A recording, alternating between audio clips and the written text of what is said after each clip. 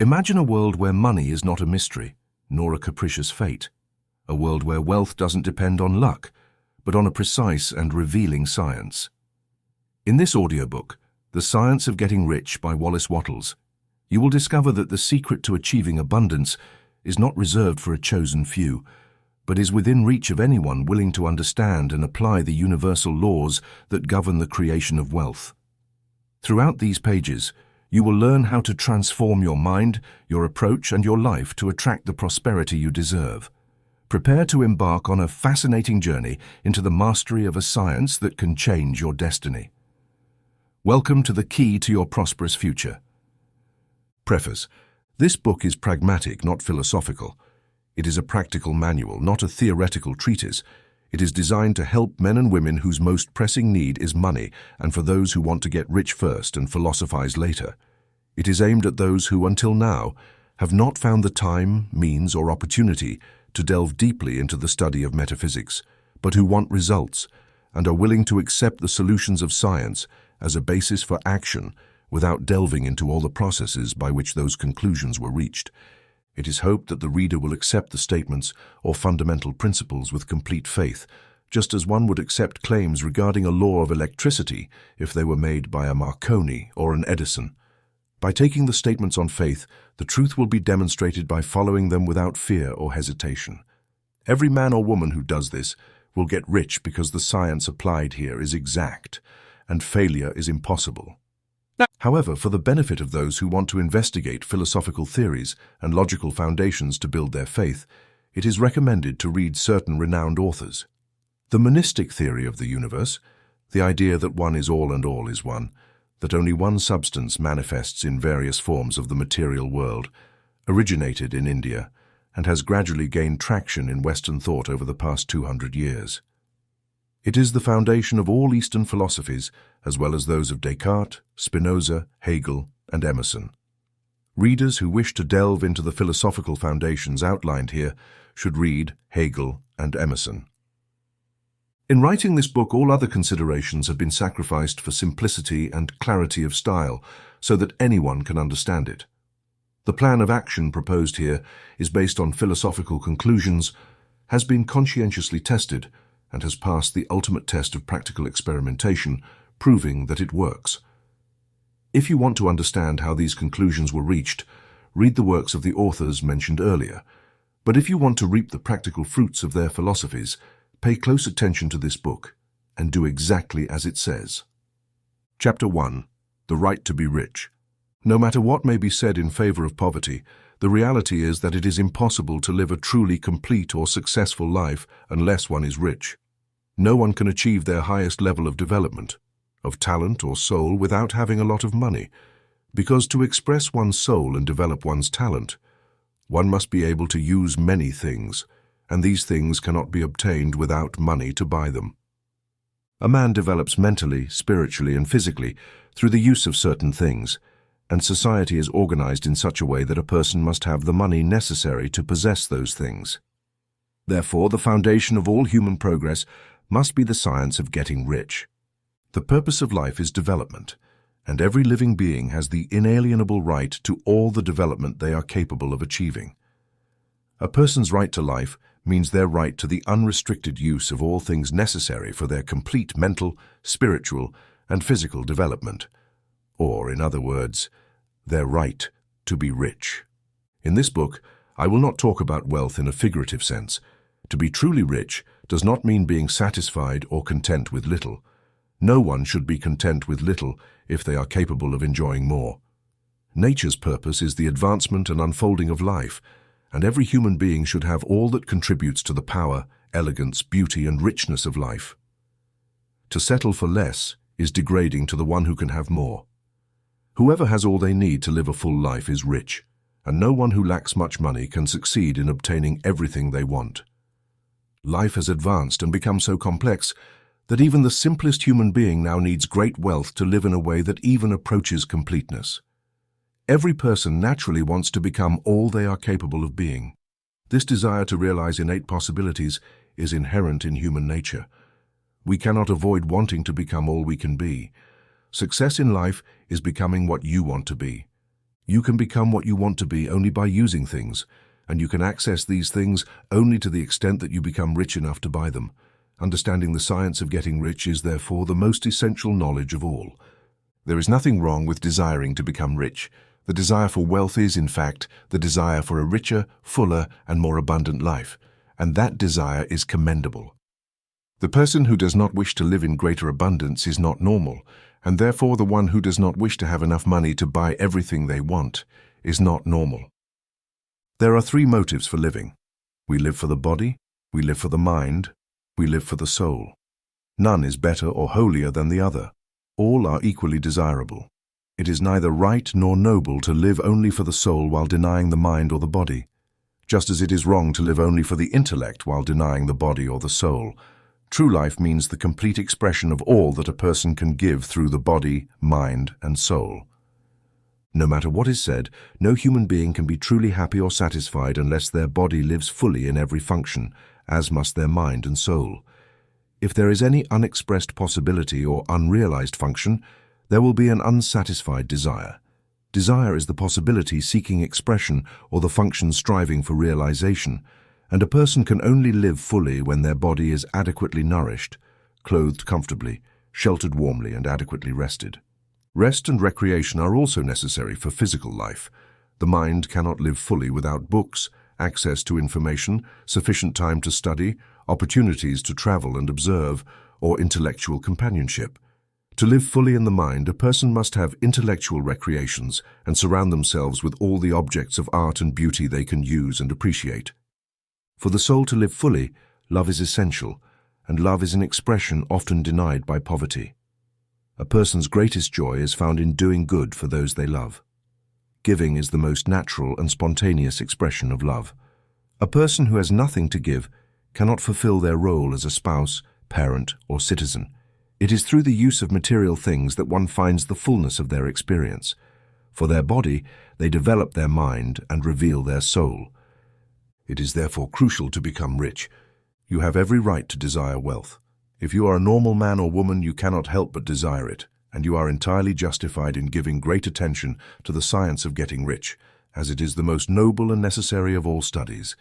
Neglecting this study would mean failing in your duty to yourself, to God, and to humanity, for there is no greater service you can render to God and humanity than to make the most of your own possibilities.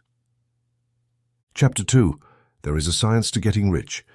There is a science to getting rich, and it is an exact science, just like algebra or mathematics. Certain laws govern the process of acquiring wealth, and once these laws are learned and obeyed by anyone, they will accumulate wealth with mathematical certainty. The acquisition of money and property results from doing things in a specific way. Those who do things in this specific way, whether intentionally or accidentally, become rich, while those who do not, no matter how hard they work or how skilled they are, remain poor. It is a natural law that like causes always produce like effects, and therefore anyone who learns to do things in this specific way will infallibly become rich. The truth of this statement is demonstrated by the following facts. Getting rich is not a matter of environment. If it were, then all the people in certain neighborhoods would be wealthy, while the population of one city would be entirely rich and another entirely poor, or one state would thrive in wealth while the neighboring state languished in poverty. Yet everywhere we see rich and poor living side by side in the same environment, often engaged in the same activities. When two people are in the same location and line of work, and one becomes wealthy while the other remains poor, it shows that wealth is not primarily a matter of environment. While some environments may be more favorable than others, when two individuals working in the same field and neighborhood have vastly different financial outcomes, it demonstrates that getting rich is the result of doing things in a specific way. Delving further, the ability to do things in this specific way is not simply a matter of possessing great talent. Many highly talented people remain poor, while others with little talent become wealthy. By studying those who have succeeded in becoming wealthy, we find that they are average individuals in most respects, possessing no superior skills or abilities compared to others. It becomes evident that they succeeded not because they had talents or abilities others lacked, but because they did things in a specific way. Getting rich is not the result of saving or being thrifty. Many people who live frugally remain poor, while others who spend freely often become wealthy. Wealth does not come from doing things others have failed to do. Often, two individuals in the same line of business engage in nearly identical activities, yet one prospers while the other struggles or fails. In conclusion, wealth is the result of doing things in a specific way. If wealth is the result of this specific way, and if like causes always produce like effects, then anyone who can do things in this way can become wealthy. This falls within the realm of exact science. The question arises, is this specific way so difficult that only a few can follow it? This cannot be true, as we have seen that natural ability does not determine success. Talented individuals become rich, as do those with less intelligence. Highly intellectual individuals succeed, as do those with average intellectual ability. A certain capacity for thought and understanding is necessary, but regarding natural ability, anyone capable of reading and understanding these words can certainly become rich. It is also evident that wealth does not depend on environment. Location matters somewhat. One would not expect to become a successful entrepreneur in the middle of the Sahara Desert. Wealth requires interaction with people and being where people are interested in what you have to offer. However, this is the only importance of environment. If anyone in your town can become rich, then you can too. If anyone in your state has become wealthy, so can you. Again, it is not about choosing a specific business or profession. People become rich in every industry and profession, while their neighbors in the same field remain poor. It is true that you will do better in a business you enjoy, and that suits you. If you have well-developed skills, you will perform better in a business that requires those skills. Additionally, you will succeed more in a business suited to your region. For example, selling ice cream will work better in a warm climate than in Greenland, and a salmon packing business will thrive more in the Pacific Northwest than in Florida, where salmon are absent. However, aside from these general limitations, becoming rich does not depend on engaging in a specific business, but on your ability to learn to do things in a specific way. If you are currently in a business and someone else in your area is becoming wealthy in the same business, while you are not, it is because you are not doing things in the same way as that person. No one is prevented from becoming rich due to a lack of capital. Of course, having capital makes growth easier and faster, but the one who already has capital is already rich and does not need to worry about becoming so. No matter how poor you are, you can begin to build wealth. No matter how poor you may be, if you begin to do things in a certain way, you will start to build wealth and acquire capital.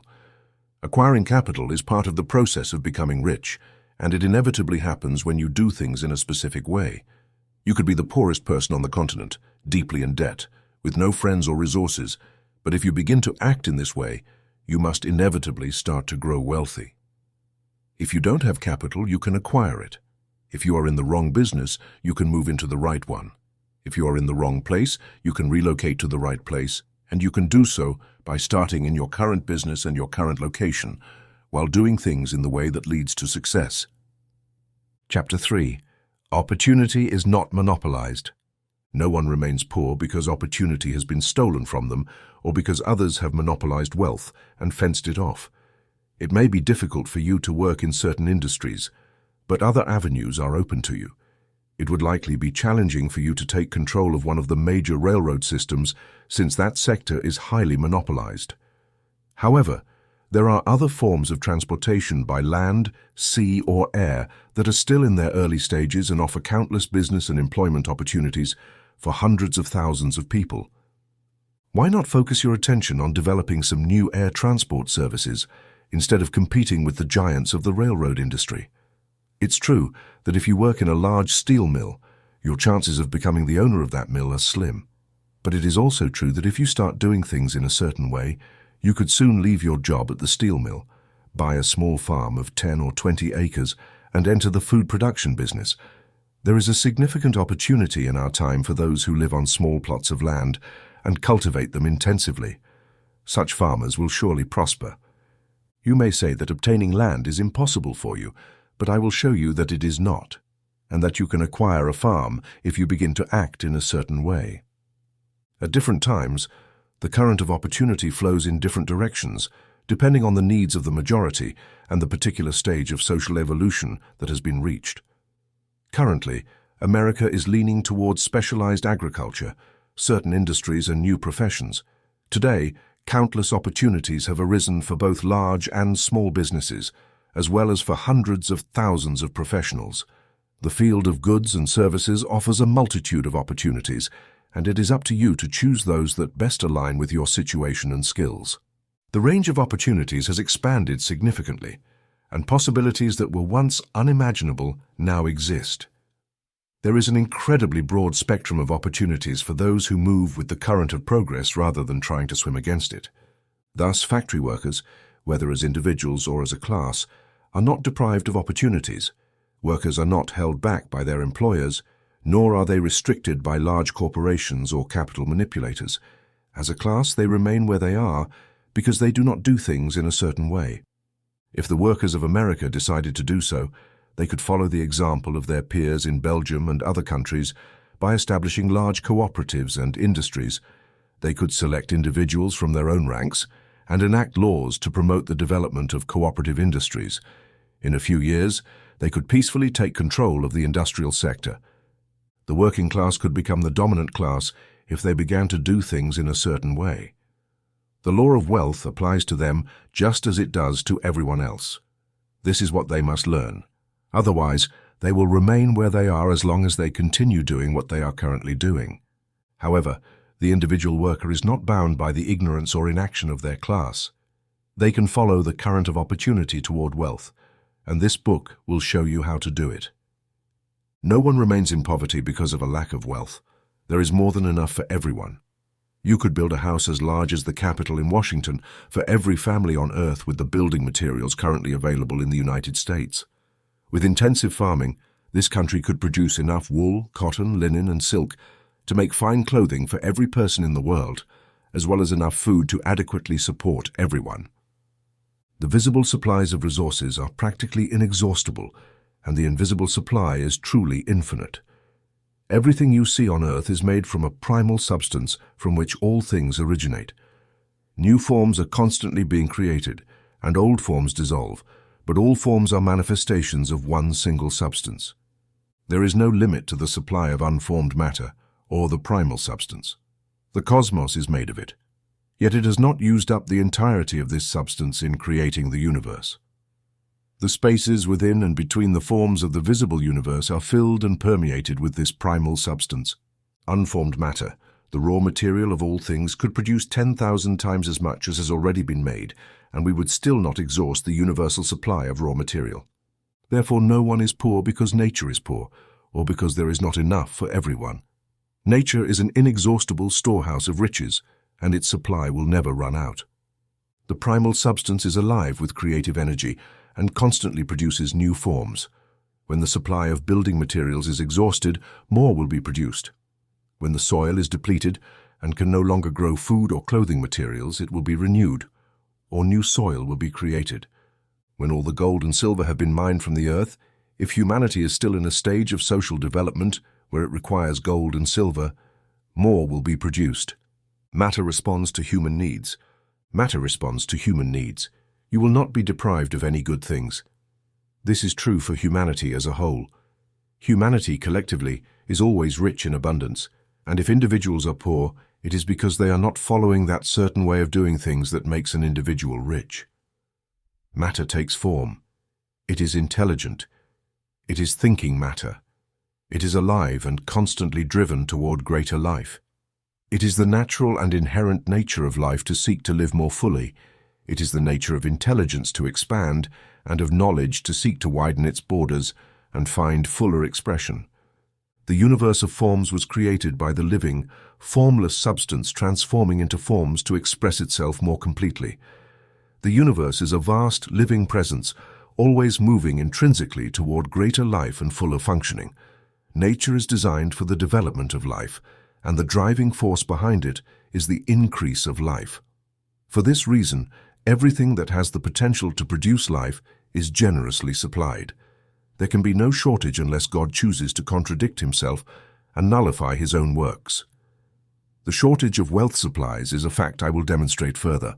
All the means of supply and raw materials are available to the man or woman who acts and thinks in a certain way. Chapter 4. The first principle in the science of getting rich. Thought is the only power capable of producing tangible wealth from the formless substance, the matter from which all things are made. It is thinking substance, and the thought of form within this substance produces form. The original substance moves according to its thoughts. Every form and process you see in nature is the visible expression of a thought within the original substance. Since matter thinks, it takes shape when it thinks of a form. It creates movement when it thinks of movement. This is how all things were created. We live in a world of thought that is part of a universe of thought. The thought of a moving universe spread throughout the formless substance, and the thinking motion, moving in accordance with that thought, took the form of planetary systems and sustains them. The thinking substance takes the shape of its thought and moves according to that thought, holding the idea of a solar system and revolving worlds. It assumes the forms of these bodies and moves them as it thinks them. When it thinks of the form of the slow growth of an oak tree, it moves at that pace, producing the tree even if it takes centuries to complete. In creation, what is in form seems to move along the lines of motion established by thought. Thinking of the form of an oak tree does not instantly produce a fully grown tree, but it initiates the movement of forces that will produce the tree along established lines of growth. Every thought of form, held by thinking substance, causes the creation of the form, but almost always along the established lines of growth and action.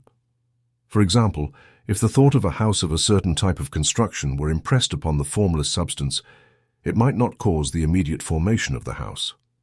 Still, it would redirect the creative energies already at work in commerce and craftsmanship towards such activities or channels, resulting in the rapid construction of that type of house. If there were no channels through which creative energy could work, then the house would be formed directly from the primal substance without waiting for processes in the organic or inorganic world. No thought of a form can be impressed upon the original substance without causing the creation of that form. Chapter 5. The Power of Thought. As a first step, we must establish three fundamental propositions. First, we affirm that there exists an original, formless matter or substance from which all things are made. All the seemingly diverse elements are merely different presentations of the same element. All the varied forms found in nature, both organic and inorganic, are simply different shapes made of the same substance, and this substance is a thinking substance. A thought contained within it produces the forms of that thought. Thought in the thinking substance produces forms. Human beings are thinking centers capable of original thought. If humans can communicate their thoughts to the original thinking substance, they can cause the creation or formation of the things they think about. To summarize, there exists a thinking substance from which all things are made, which, in its original state, permeates and fills the spaces of the universe. In this substance, a thought produces the thing imagined by the thought. Humans can form things in their thoughts and impress their thoughts upon the formless substance, thereby causing the creation of the thing they think about. You might ask if I can prove these assertions. Without delving into detailed arguments, I affirm that I can, both through logic and through experience. Reflecting on the phenomena of form and thought, I arrived at the concept of the original thought of substance. By further reflecting on this thinking substance, I came to understand humanity's ability to cause the formation of the things it thinks about. Through my experiences, I find that this reasoning is true. My most powerful proof is this. If a man or woman who reads this book becomes rich by doing what the book instructs, it supports my claim. However, if everyone who follows the instructions in this book becomes rich, it is definitive proof. Until someone follows the entire process and fails, the theory remains valid. The process will not fail, and it cannot fail, because every individual who does exactly what this book instructs will become rich. I have stated that men become rich by doing things in a certain way, and to act in this way, they must first learn to think in a certain way. A person's way of doing things is a direct result of their way of thinking about things. To do things in the way you want, you must develop the ability to think the way you want to think. This is the first step toward becoming rich. To think what you want to think, which means thinking the truth regardless of appearances. Every human being has the natural and inherent power to think what they wish. But it requires much more effort than merely thinking the thoughts suggested by appearances. Thinking in line with appearances is easy. Thinking truth independently of appearances is laborious and demands more strength than any other work humans must perform. There is no work so difficult, and which people try so hard to avoid as sustained, continuous thinking. It is the hardest work in the world, especially when the truth contradicts appearances. Every appearance in the visible world tends to produce a corresponding form in the mind that observes it. This can only be avoided by holding firmly to the thought of truth. Observing the appearance of sickness will produce a form of sickness in your mind, and eventually in your body, unless you hold to the truth that sickness is merely an appearance, and the reality is health. Observing the appearance of poverty will produce corresponding forms in your mind, unless you hold to the truth that there is no poverty, only abundance. Thinking about health when surrounded by appearances of sickness, or thinking about wealth when surrounded by appearances of poverty, requires power. But the person who acquires this power becomes a dominant thinker, capable of overcoming fate and obtaining what they desire. This power can only be acquired by mastering the fundamental truth behind all appearances. There is a thinking substance from which and by which all things are made. We must therefore understand the truth that every thought impressed upon this substance takes form, and that humans can imprint their thoughts on it in such a way that they manifest as visible things. When we understand this, all doubt and fear vanish, for we know we can create what we wish to create, acquire what we wish to have, and become what we wish to be. As a first step to becoming rich, you must believe the three fundamental statements provided earlier in this chapter. To emphasize them, I will repeat them here. There exists a thinking substance from which all things are made, and which, in its original state, permeates, penetrates, and fills the interstices of the universe. In this substance, a thought produces the thing imagined by the thought. Humans can form things in their thoughts, and by impressing these thoughts upon the formless substance, they can cause the creation of the things they imagine. You must set aside all other concepts of the universe that are not monistic, and guide yourself by this one until it is fixed in your mind and becomes your habitual way of thinking. Reread these statements of belief several times, commit each word to memory, and meditate on them until you firmly believe what they say. If doubt arises, cast it aside as a sin. Do not listen to arguments against this idea. Avoid churches or lectures where opposing views are taught or preached. Do not read magazines or books that promote different ideas. If you mix and confuse your faith, all your efforts will be in vain. Do not ask why these things are true or speculate on how they might be true. Simply accept them with complete trust. The science of getting rich begins with the absolute acceptance of this faith. Chapter 5. Increasing life. You must rid yourself of any remnants of the past and the old idea that there is a deity who desires you to be poor or whose plans include keeping you in poverty. The intelligent substance, which is everything, exists in everything, lives in everything, and lives in you, is a living and conscious substance. As a living and conscious substance, it must inherently follow the nature and desire of all living intelligence to increase life. Every living thing must continuously seek to expand its life, as life in the very act of living must grow from within itself. A seed that falls into the earth begins its activity, and in the act of living produces 100 more seeds. Life through living always multiplies. It always becomes more. This must be so for life to continue to exist. Intelligence has the same need for continuous expansion. Every thought we think necessitates the thinking of another thought. Knowledge continuously expands. Every fact we learn leads us to learn another fact.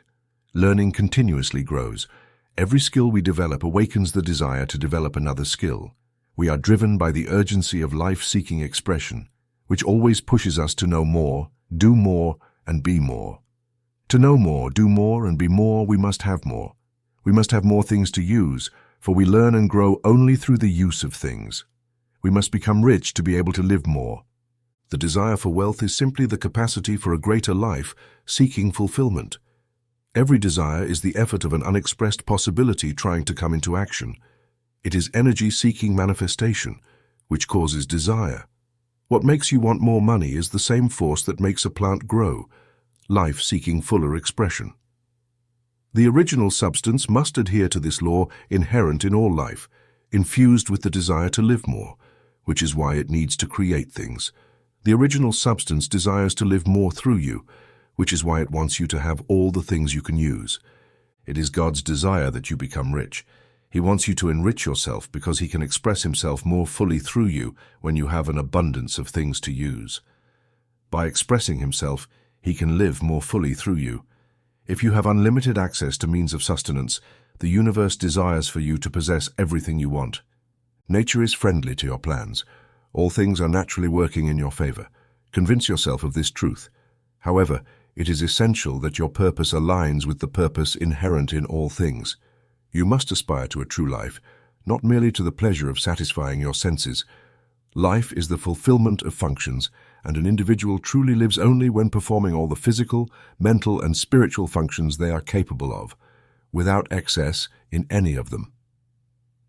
You must not seek wealth to live greedily, solely to satisfy your animal appetites. That is not life, but the fulfillment of every physical function is a part of life, and no one lives fully if they deny the normal, healthy expression of bodily impulses. You must not seek wealth solely to enjoy mental pleasures, acquire knowledge, satisfy ambition, outshine others, or gain fame. These desires are legitimate parts of life, but a person who lives only for the pleasures of the intellect will live a partial life and never find satisfaction in their achievements. You must not seek wealth solely for the benefit of others, sacrificing yourself for humanity to experience the joy of philanthropy and sacrifice. The joys of the soul are only part of life and are neither better nor nobler than any other part. You should seek wealth so that you can eat, drink, and be merry when the time is right. Surround yourself with beautiful things, see distant lands, nourish your mind, and develop your intellect. You should also seek wealth to love other people, perform kind acts, and play a meaningful role in helping the world discover truth. However, remember that excessive altruism is no better or nobler than extreme selfishness. Both attitudes are wrong.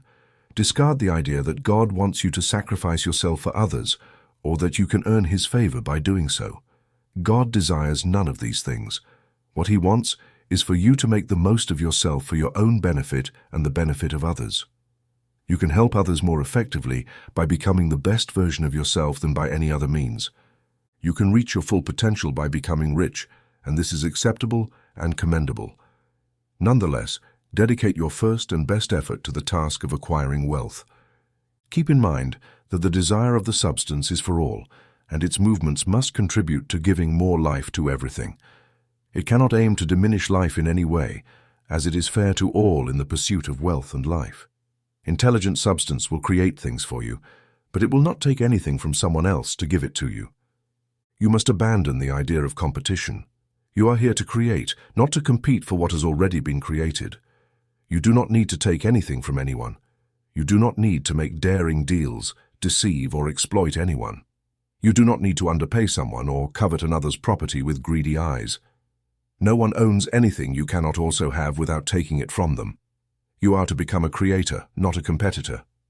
You will get what you want, but in such a way that when you achieve it, everyone else will have more than they currently do. I understand that some men accumulate vast wealth by acting in total opposition to what I have said in the preceding paragraph.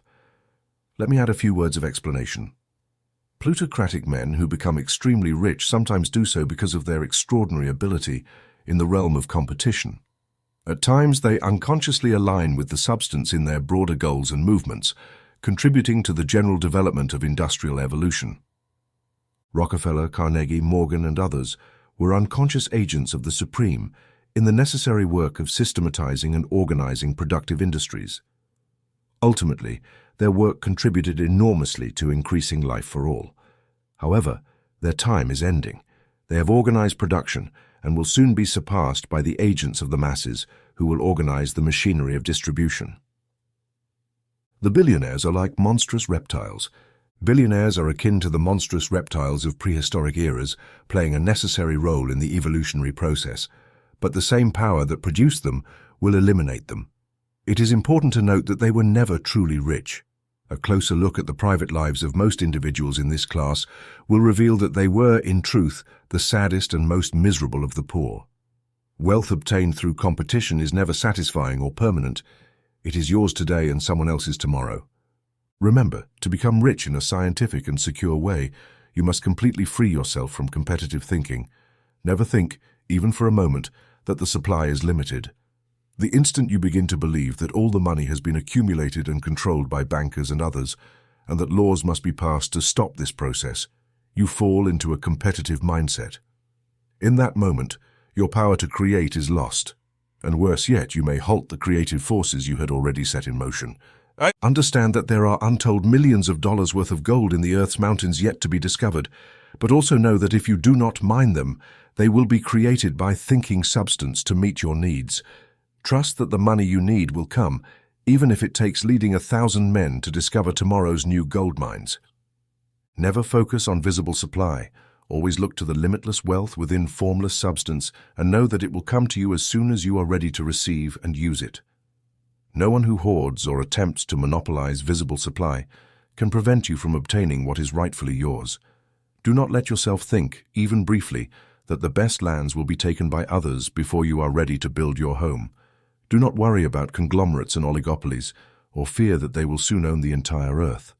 Do not fear losing what you want, because someone else might get there first. That cannot happen. You are not seeking something that belongs to someone else.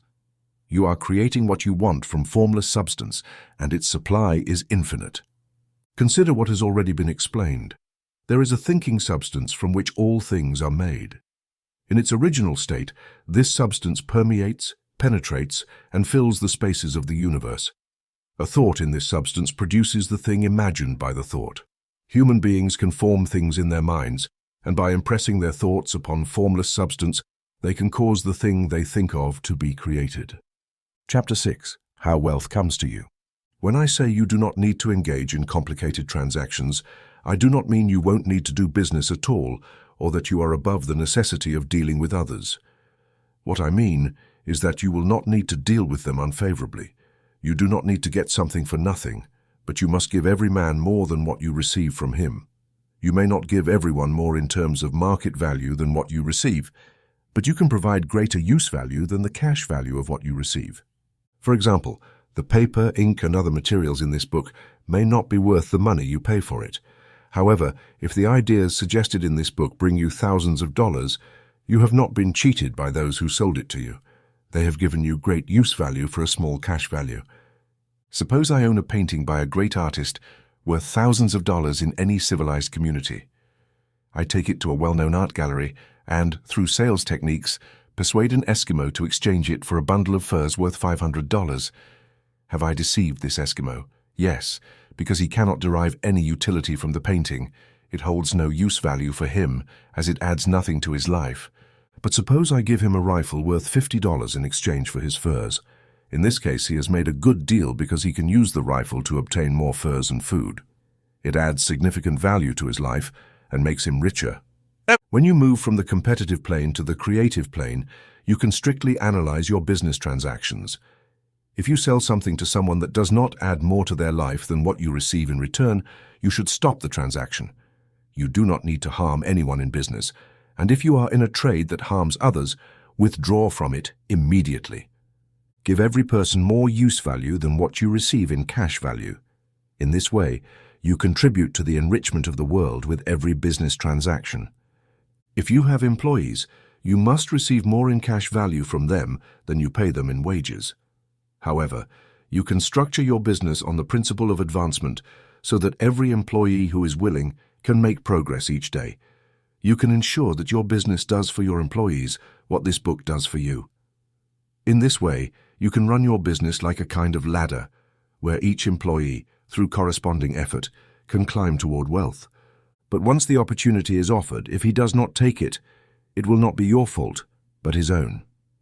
Finally, just because you must bring about the creation of your wealth from the substance that permeates your environment does not mean it has to materialize out of thin air and form before your eyes.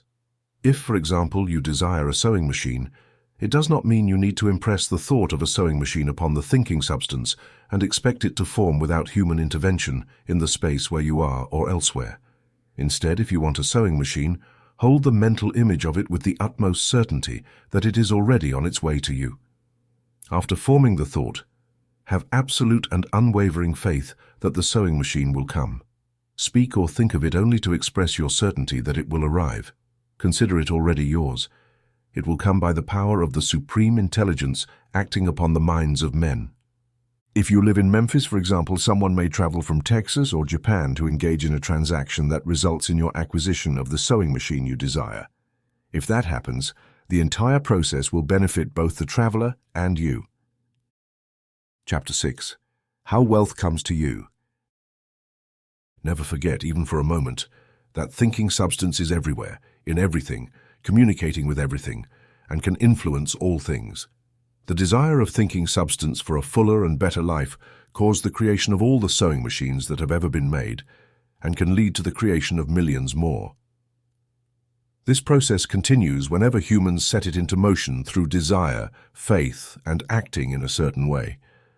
You can have a sewing machine in your home, and you can also have anything else you desire and wish to use to advance your own life and the lives of others. You should not hesitate to ask generously.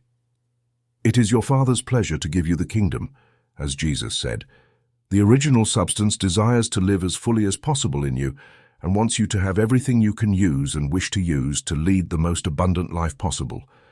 If you fix in your mind the fact that your desire for wealth aligns with the desire of omnipotence for fuller expression, your faith will become invincible.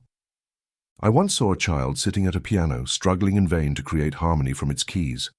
The child was upset and frustrated by their inability to produce real music. When I asked about their discontent, the child replied, "I can feel the music within me, but I can't make my hands move correctly." The music within the child was the impulse of the original substance, containing all the possibilities of all life.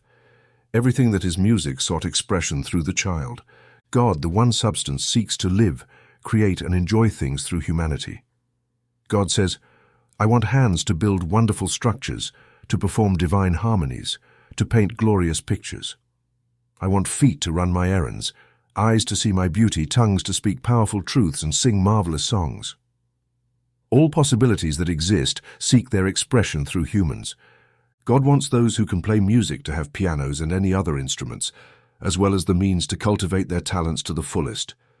He wants those who can appreciate beauty to surround themselves with magnificent things. He wants those who can discern truth to have opportunities to travel and observe. He wants those who can appreciate fine clothing to be beautifully dressed, and those who enjoy good food to be richly fed. He desires all these things because it is He who appreciates and loves them. It is God who wants to play, sing, enjoy beauty, proclaim truth, dress in fine garments, and eat delicious meals. It is God working in you, giving you both the desire and the power to act, as Paul said. The desire you have for wealth is the infinite seeking expression through you, just as it sought expression through the child at the piano.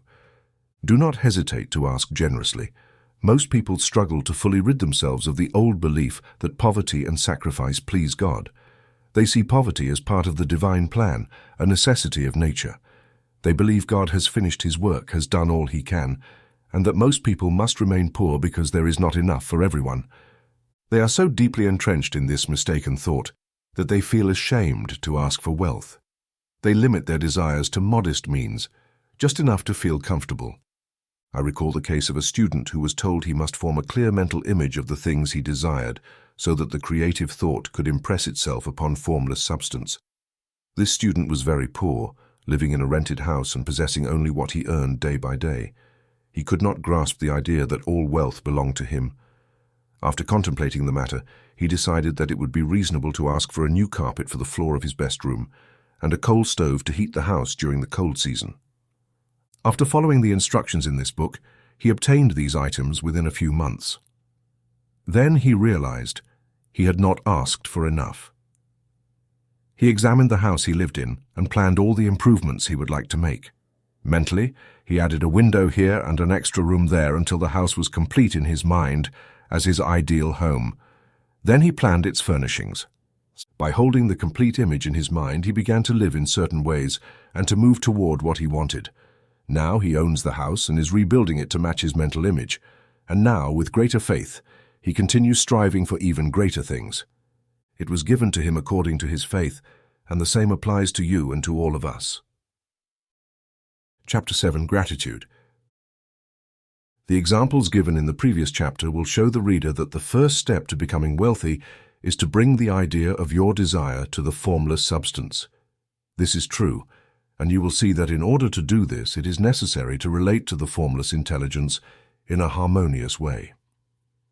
Ensuring this harmonious relationship is a matter of such primary and vital importance that I will devote some space here to discuss it and give you instructions that, if followed, will ensure you enter into perfect unity of mind with God. The entire process of mental adjustment and affirmation can be summed up in one word: gratitude. First, you believe that there is an intelligent substance from which all things proceed. Second, you believe that this substance gives you everything you desire. And third, you connect with it through a wave of profound gratitude. Many people who otherwise properly order their lives remain in poverty due to their lack of gratitude. Having received a gift from God, they sever the ties that connect them to Him by failing to give thanks. It is easy to understand that the closer we live to the source of wealth, the more wealth we will receive. It is also easy to understand that a perpetually grateful soul lives in closer contact with God than one that never seeks to thank Him. The more gratitude we have in our minds toward the Supreme, when we receive good things, the more good things we will receive, and they will come to us faster. This is because the mental attitude of gratitude draws the mind closer to the source from which the blessings flow. If it is a new idea to you that gratitude aligns your entire mentality with the creative energies of the universe, consider it carefully, and you will see that it is true. The good things you already have come to you through adherence to certain laws. Gratitude will guide your mind along the pathways through which things come, keep you in close harmony with creative thought, and prevent you from falling into competitive thought. Gratitude alone will keep you focused on abundance and prevent you from making the fatal mistake of thinking that supply is limited. There is a law of gratitude, and it is absolutely necessary to observe this law if you wish to achieve the results you seek. The law of gratitude is the natural principle that action and reaction are always equal and opposite. The grateful projection of your mind in a praise of thanks to the Supreme is a release or investment of energy that cannot fail to reach the one to whom it is directed. The reaction is an instantaneous movement toward you. Draw near to God, and He will draw near to you. This is a statement of psychological truth. If your gratitude is strong and constant, the reaction in the formless substance will be equally strong and continuous. The movement of the things you desire will always be toward you. Notice the attitude of gratitude that Jesus displayed, always saying, "I thank you, Father, that you hear me." You cannot exercise much power without gratitude, for gratitude is what keeps you connected to the power. But the value of gratitude is not just in receiving more blessings in the future. Without gratitude, you cannot for long keep from harboring thoughts of dissatisfaction about things as they are. The moment you allow your mind to dwell on dissatisfaction with current conditions, you will begin to lose ground. If you focus your attention on the ordinary, the poor, the base, and the sordid, your mind will take the form of these things. Then you will transmit these mental images to the formless substance, and the ordinary, the poor, the base, and the sordid will come to you. If you allow your mind to dwell on what is inferior, you will become inferior and surround yourself with inferior things. On the other hand, focusing your attention on the best will surround you with the best and cause you to become the best. The creative power within us molds itself into the form of whatever we pay attention to. We are a thinking substance, and thinking substance always takes the form of that which the mind thinks about. A grateful mind is always focused on the best. Therefore, it tends to become the best, assumes the form or character of the best, and will receive the best. Faith is born from gratitude. A grateful mind constantly expects good things, and this expectation becomes faith. The reaction of gratitude on your mind produces faith, and every wave of thankfulness emitted increases faith. A person who has no sense of gratitude cannot maintain a living faith. Without such faith, you cannot become rich through the creative method, as we will see in later chapters. It is therefore necessary to cultivate the habit of being grateful for every good thing that comes to you, and to continually give thanks for what you receive. And since all things have contributed to your advancement, you should include all things in your gratitude. Do not waste time or energy criticizing the faults or wrongdoings of plutocrats or magnates. Instead, focus your attention on gratitude, for it is the key to receiving and maintaining all that you desire. Their way of organizing the world has given you opportunities. In reality, everything you obtain is truly due to what they have created.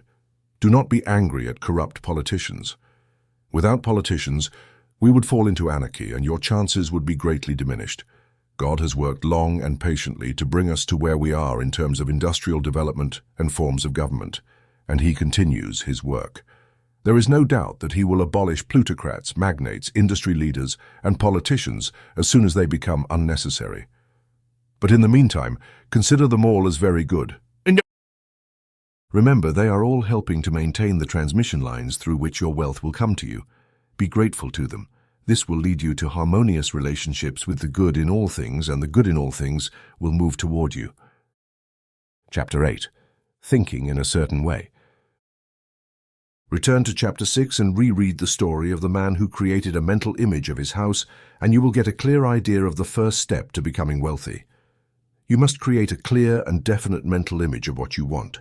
You cannot transmit an idea unless you possess it yourself. You must have it before you can transmit it, and many people fail to impress their desires upon the thinking substance because they only have a vague and undefined concept of what they want to do, have, or become. It is not enough to have a general desire for financial success in order to do good with it. Everyone has that desire. It is not enough to desire to travel, see new things, or live more fully. Everyone has those desires as well. If you were to send a written message to a friend, you wouldn't send the letters of the alphabet in random order for them to construct the message. Nor would you choose random words from the dictionary. You would send a coherent sentence that means something. When you try to impress or infuse your desire into the formless substance, remember that it must be done through a coherent statement. You must know what you want and be specific. You cannot become wealthy or begin to convert your creative power into action if you are sending confused information and vague desires. Make your desires clear, just as the man I described visualized his house. See only what you want and form a clear mental picture of it as you want it to appear when you receive it. You must keep this clear mental image continually in your mind, just as a sailor keeps his mind fixed on the port toward which he is steering his ship. You must keep your focus on this image at all times. Do not lose sight of it, just as the helmsman does not lose sight of the compass. It is not necessary to perform concentration exercises, set aside special times for prayer and affirmation, meditate, or engage in any kind of occult practices. These things are good, but all you truly need is to know what you want and to desire it strongly enough to keep it in your thoughts. Spend your free time contemplating the image you have created, but no one needs to make an effort to concentrate on something they truly want. It is the things you don't genuinely care about that require effort to focus on. Unless your desire to become wealthy is strong enough to overcome mental laziness and the preference for ease, it might not be worth trying to follow the instructions in this book. The methods I will outline from here onward are for people whose desire for wealth is strong enough to overcome those obstacles and get them to work. The clearer and more defined your mental image is, and the more you think about it, emphasizing all its appealing details, the stronger your desire will be. And the greater your desire, the easier it will be to keep your mind focused on the image of what you want. However, it is necessary to do more than simply see the image clearly. If that is all you do, you are merely a dreamer and will have little or no power to achieve success. Behind your clear vision must be the purpose of realizing it and making it tangible, and behind that purpose must be an unwavering, invincible faith that the thing is already yours, that it is at hand, and you have only to take possession of it. Live mentally in the new house before it takes physical form around you. In the mental realm, already enter into the complete enjoyment of the things you want. Whatever things you ask when you pray, believe that you receive them and you will have them, said Jesus. See the things you want as if they are already around you all the time. See yourself in possession of them and using them. Use them in your imagination as you will when they are your tangible possessions. Go over your mental image until it is clear and sharp. Then adopt the mental attitude of ownership toward everything in that image. Take possession of it in your mind with the absolute faith that it is truly yours. Hold on to this mental attitude of ownership, never wavering in your belief that it is real. And remember what was said in the previous chapter about gratitude. Be thankful for it all the time, as you hope to be when it has taken form. The person who can sincerely thank God for the things he possesses, even if only in his imagination, has true faith. He will become rich and will cause the creation of all the things he desires. You do not need to repeatedly pray for the things you want. You do not need to tell God every day. Do not use vain repetitions as the heathen do, Jesus told his disciples. For your Father knows the things you need before you ask him. What you must do is intelligently formulate your desires for the things necessary to a fuller life and arrange these desires into a coherent whole. Then, impress this total desire upon the formless substance that has both the power and the will to bring you what you want. You will not achieve this impression by repeating streams of words. You will achieve it by holding the vision with a fixed purpose to realize it and with steadfast faith that you will realize it. The answer to prayer does not depend on the faith you show when speaking, but on your faith while you are working. You cannot impress the mind of God by dedicating only one Saturday to telling him what you want and forgetting about it the rest of the week. You cannot impress him if you only have special hours to enter a booth for prayer and then erase from your mind what you want until it is time for prayer again. Oral prayer is good and has its effects, especially on you, to clarify your vision and strengthen your faith. But it is not your spoken requests that will get you what you want to become wealthy. You do not need an hour of sweet prayer. You must pray without ceasing, and by prayer I mean keeping your vision alive constantly, with the intention of bringing it into solid creation and with the faith that you are creating it and will receive it. The whole point is to receive once you have formed your vision clearly. Once you have formed it, it is good to make an oral declaration addressing the Supreme Being in a respectful prayer. And from that moment on, you must receive in your mind what you are asking for. Live in the new house, wear fine clothes, drive the car, take the trip, and plan for bigger journeys. Think and speak of all the things you have asked for as if they were already your property, real and present. Imagine yourself in an environment and financial condition exactly as you wish them to be, and live all the time in that imagined environment and financial condition.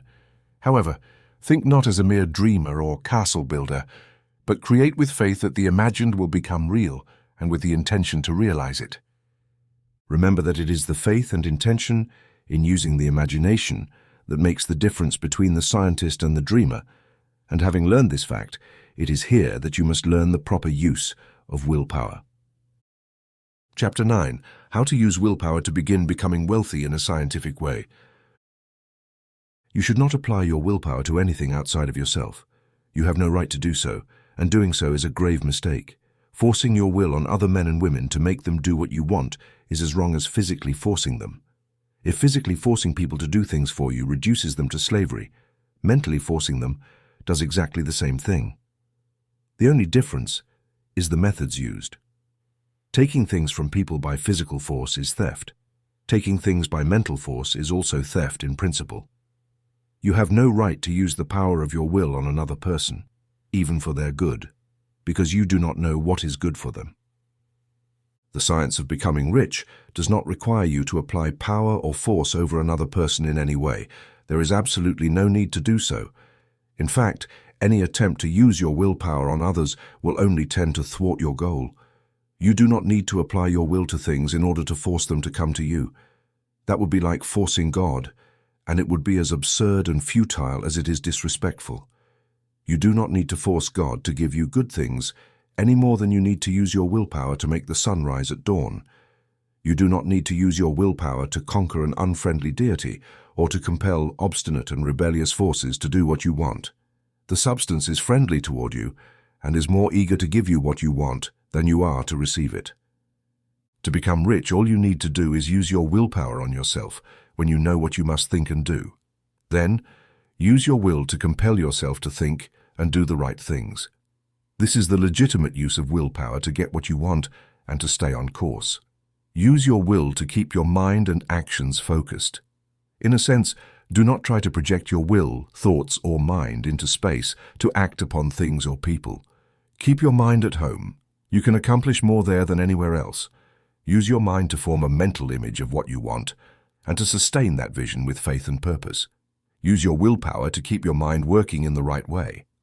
The more stable and continuous your faith and purpose, the faster you will become wealthy, because you will only send positive impressions to the substance and will neutralize or change any negative impressions. The image of your desires, supported by faith and intention, is received by the formless substance, which will impress it across great distances throughout the universe, as far as I know. As this impression spreads, all things begin to move toward its realization. Every living being, every inanimate thing, and even things that have not yet been created, are stimulated to become what you desire. All the force begins to be applied in that direction. Everything starts moving toward you. The minds of people everywhere receive the influence to do the necessary things for the fulfillment of your desires, and they work unconsciously for you. But you can check all of this if you start by giving a negative impression to the formless substance.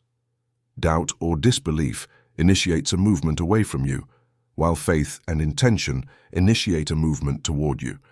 This is why most people who try to use mental science to become rich fail. Every hour and every moment you spend paying attention to doubt and fear, every hour you spend worrying, every hour your soul is dominated by disbelief, creates an obstacle that pushes you away from the field of intelligent substance.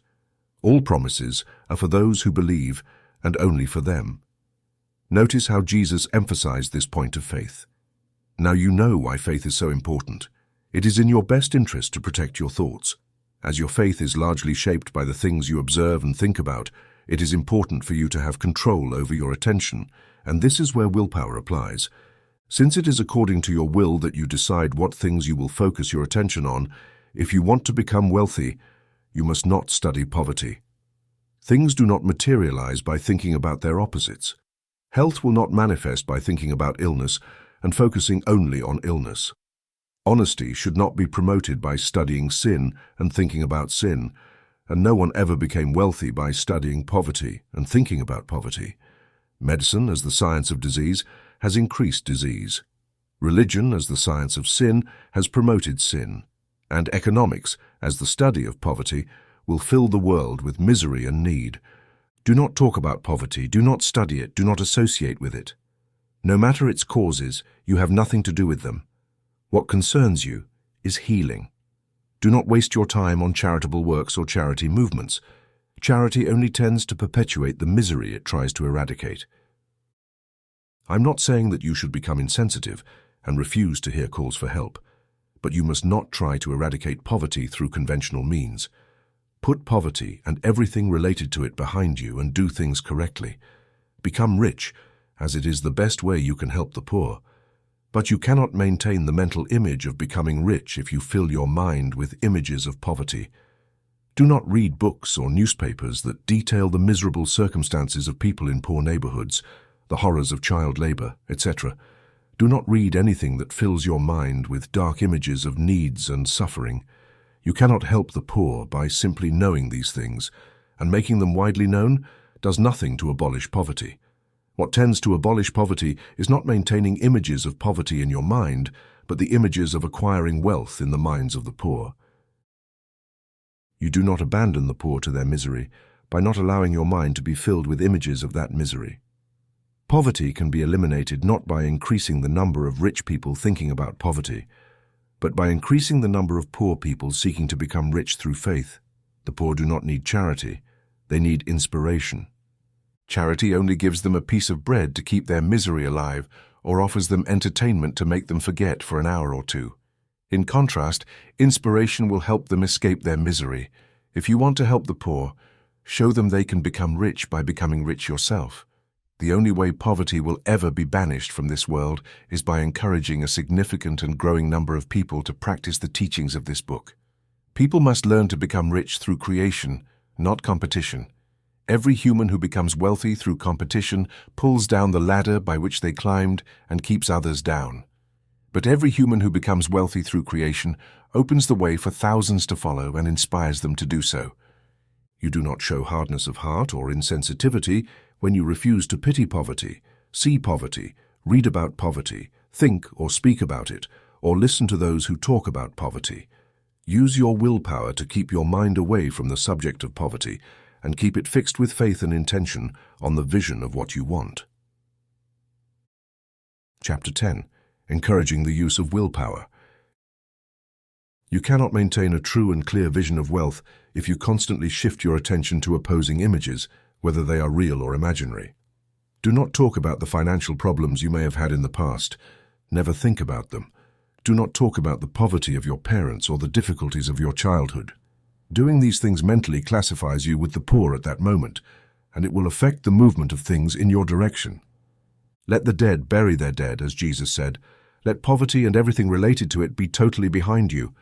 You have accepted a certain theory of the universe as correct and placed all your hopes for happiness in it. So what can you gain by paying attention to theories that contradict it? Do not read religious books that tell you the world will soon end. Do not read what sensationalists and pessimistic philosophers say about how the world is going wrong. The world is not going wrong. The world is moving toward God. The transformation is marvelous.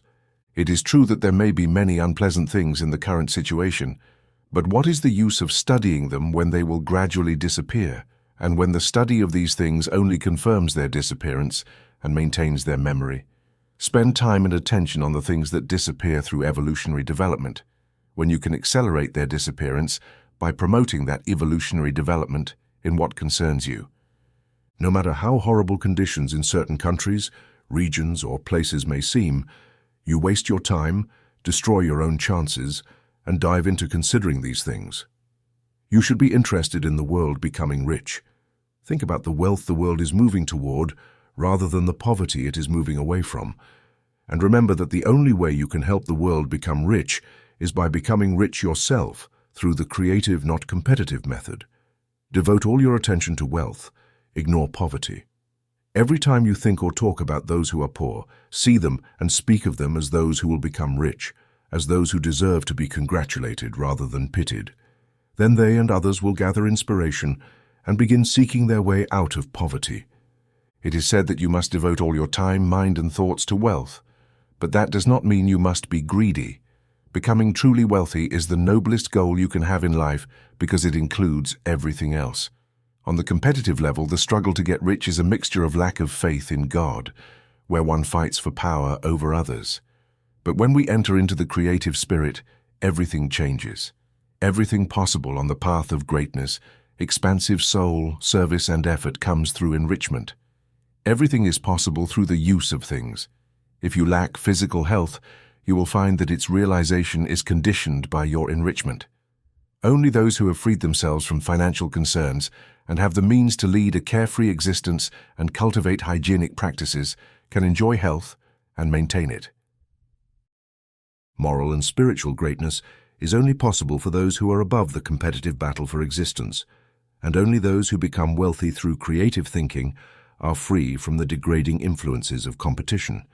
If your heart is set on the happiness of the home, remember that love thrives best where there is refinement, a high level of thought, and an absence of unhealthy influences, and this is found only where wealth is attained through the exercise of creative thinking, without struggles or rivalries. You cannot aspire to anything greater or more noble. I repeat, becoming rich must be your goal, and you must focus your attention on the mental image of wealth, excluding anything that could weaken or obscure this vision. You must learn to see the underlying truth in all things. You must see the great and unique life under all seemingly incorrect conditions, moving toward its full expression and the fullest happiness. It is true that there is no such thing as poverty. There is only wealth. Some people remain in poverty because they are unaware of the fact that wealth is available to them, and they can be best taught by showing them the path to abundance through the example of your own person and habits. Others are poor because, although they have some idea of science, they are too intellectually lazy to make the mental effort required to find and follow the path. For them, the best thing you can do is awaken their desire by showing them the happiness that comes from being rich. Still others are poor because, although they have some notion of science, they are bogged down and lost in the labyrinth of metaphysical and occult theories. They don't know which way to go, try a combination of many systems, and fail in all of them. For them, too, the best thing to do is show the correct path through your person and habits. An ounce of example is worth a pound of theory. The best thing you can do for the whole world is to realize the best of yourself. You cannot serve God and the rest of humanity more effectively than by becoming rich. That is, if you become rich through the creative method, not through competition. Another thing we assert in this book is that it provides in detail the principles of the science of becoming rich. And if this is true, you do not need to read any other book on the subject. This may seem very exclusive and selfish, but consider this. There is no more scientific method of mathematical calculation than addition, subtraction, multiplication, and division. There is no other possible method. There can be only one shortest distance between 2 points, a straight line. There is only one way to think scientifically, and that is to think in a way that leads directly and quickly to the goal. No man has yet found a way to shorten or simplify the system presented here. It has been stripped of everything that is not essential. When you begin with this, put everything else aside. Remove it completely from your mind. Read this book every day. Keep it with you, learn it by heart, and think of no other system or theory. If you do this, you will begin to doubt, become uncertain in your thinking, and then you will begin to fail. After succeeding and becoming rich, you may study other systems if you wish, but as long as you are not very sure that you have achieved what you want, read nothing else on this subject except this book, and only the most optimistic commentators on the world news, those in harmony with your image. Also, delay your research into occult sciences. Do not get involved in theosophy, spiritualism, or other studies of this kind. It is very likely that the dead still live and are near, but if they are, leave them in peace. Do not meddle with what does not concern you, wherever the spirits of the dead may be. But that does not mean that you must be greedy. Becoming truly rich is the noblest goal you can have in life because it includes everything else. On the competitive level, the struggle to get rich is a mixture of lack of faith in God, where one fights for power over others. But when we enter into the creative spirit, all of this changes. Everything possible on the path of greatness, expansive soul, service, and effort comes through enrichment. Everything is possible through the use of things. If you lack physical health, you will find that its realization is conditioned by your enrichment. Only those who have freed themselves from financial worries and who have the means to lead a carefree existence and cultivate hygienic practices can enjoy and maintain health. Moral and spiritual greatness is only possible for those who are above the competitive battle for existence, and only those who become rich through creative thinking are free from the degrading influences of competition. If your heart is set on the happiness of the home, remember that love thrives best where there is refinement, a high level of thought, and an absence of unhealthy influences. And this is found only where wealth is attained through the exercise of creative thinking, without struggles or rivalries. You cannot aspire to anything greater or more noble. I repeat, becoming rich must be your goal, and you must focus your attention on the mental image of wealth, excluding anything that could weaken or obscure this vision. You must learn to see the underlying truth in all things. You must see the great and unique life under all seemingly incorrect conditions, moving toward its full expression and the fullest happiness. It is true that there is no such thing as poverty. There is only wealth. Some people remain in poverty because they are unaware that wealth is available to them, and they can be best taught by showing them the path to abundance through the example of your own person and habits. Others are poor because, although they have some idea of science, they are too intellectually lazy to make the mental effort necessary to find and follow the path. For them, the best thing you can do is awaken their desire by showing them the happiness that comes from being rich. Still, others are poor because, although they have some understanding of science, they are bogged down and lost in the labyrinth of metaphysical and occult theories. They don't know which path to take, try a combination of many systems, and fail in all of them. For them, too, the best thing to do is show the correct path through your person and habits. An ounce of example is worth a pound of theory. The best thing you can do for the entire world is to realize the best of yourself. You cannot serve God and the rest of humanity more effectively than by becoming rich. That is, if you become rich through the creative method and not through competition. Another thing we assert in this book is that it gives you the detailed principles of the science of becoming rich, and if this is true, you need not read any other book on the subject. This may seem very exclusive and selfish, but consider this. There is no more scientific method of mathematical calculation than addition, subtraction, multiplication, and division. There is no other possible method. There can be only one shortest distance between 2 points, a straight line. There is only one way to think scientifically, and that is to think in a way that leads directly and quickly to the goal. No man has yet found a way to shorten or simplify the system presented here. It has been stripped of everything that is not essential. When you begin with this, put everything else aside. Remove it completely from your mind. Read this book every day. Keep it with you, learn it by heart, and think of no other system or theory. If you do this, you will begin to doubt, become uncertain in your thinking, and then you will begin to fail. After succeeding and becoming rich, you may study other systems if you wish, but as long as you are not very sure that you have achieved what you want, read nothing else on this subject except this book, and only the most optimistic commentators on the world news, those in harmony with your image. Also, delay your research into occult sciences. Do not get involved in theosophy, spiritualism, or other studies of this kind. It is very likely that the dead still live and are near. But if they are, leave them in peace. Do not meddle with what does not concern you. Wherever the spirits of the dead may be, they have their own work to do and their own problems to solve, and we have no right to interfere in their affairs. We cannot help them, and it is very doubtful that they can help us, or that we have the right to violate their time. Leave the dead and the afterlife in peace, and solve your own problems to become rich. If you start meddling with smart things, opposing mental currents will begin, driving your hopes toward shipwreck. So far, this chapter and the previous ones have led us to the following statement of fundamental facts. There is a thinking substance from which all things are made, and which, in its original state, permeates, penetrates, and fills the interspaces of the universe. A thought in this substance produces the thing imagined by the thought. Man can form things in his thought, and by impressing his thought upon the formless substance, can cause the creation of the thing he imagines. To do this, man must shift from the competitive mindset to the creative mindset. He must form a clear mental image of the things he wants, and keep this image in his thoughts with the firm intention of realizing what he wants, with an unwavering faith that he will get it. By closing his mind to anything that might change his goal, weaken his vision, or extinguish his faith. In addition to all this, we will now see that he must live and act in a certain way. Chapter 11. Acting in a certain way.